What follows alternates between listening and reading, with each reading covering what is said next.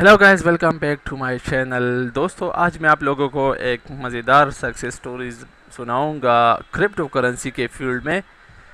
कि भाई ये स्टोरी जो है उन लोगों के लिए है, उन नए क्रिप्टो यूज़र्स के लिए, मतलब जो नए यूज़र आते हैं बाइनेंस में, क्रिप्टो फील्ड में, और वो कुछ करना चाहते हैं। तो उन लोगों के लिए इससे थोड़ी सी मोटिवेशन मिलेगी, ठीक है। तो स्टोरी है कि भाई एक ज़माने में स्मिथ नाम का एक आदमी था, जो एक आम मुतवसत तबके का लड़का था, जिसे बेरोज़गारी के चैलेंजेस का सामना था। 2020 में इसने सिर्फ $30 के साथ क्रिप्टो करेंसी की दुनिया में कदम रखा। डॉज और शिप जैसे मीम सिक्के रखने के ज़रिए वो इस छोटी सी सरमायाकारी को मुतासर कुन $1200 में तब्दील करने में कामयाब हुआ। ताहम इसके इल्म की कमी की वजह से वो अपनी कमाई का तकरीबन 70% खो बैठा। नाकामियों से बेखौफ स्मिथ ने यूट्यूब से रहनुमाई हासिल करते हुए क्रिप्टो करेंसी की पेचीदगियों के बारे में ख़ुद को तालीम देना शुरू किया।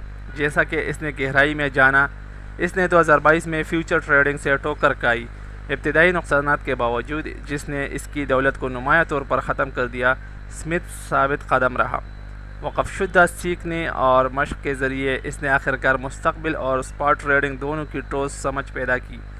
ताहम अपनी नई महारत के बावजूद स्मिथ ने ख़ुद को एक मुश्किल सूरत हाल में पाया। इसके पास इल्म था, लेकिन इसके पास अपनी हिकमत अमलियों को मौसर तरीके से नाफिज करने के लिए फ़ंड्स की कमी थी।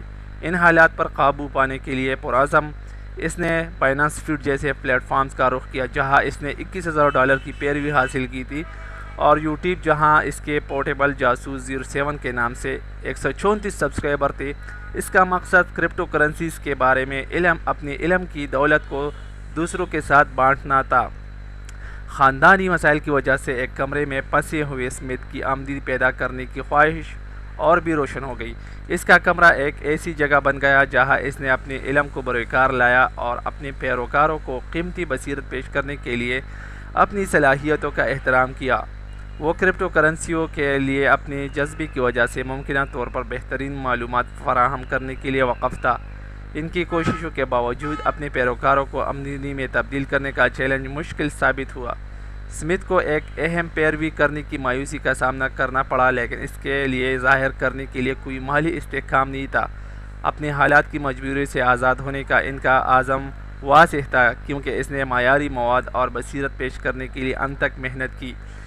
स्मिथ की कहानी साबित कदमी, जज्बा और इल्म और पैरवी को ठोस कामयाबी में तब्दील करने की जद्दोजहद में से एक है।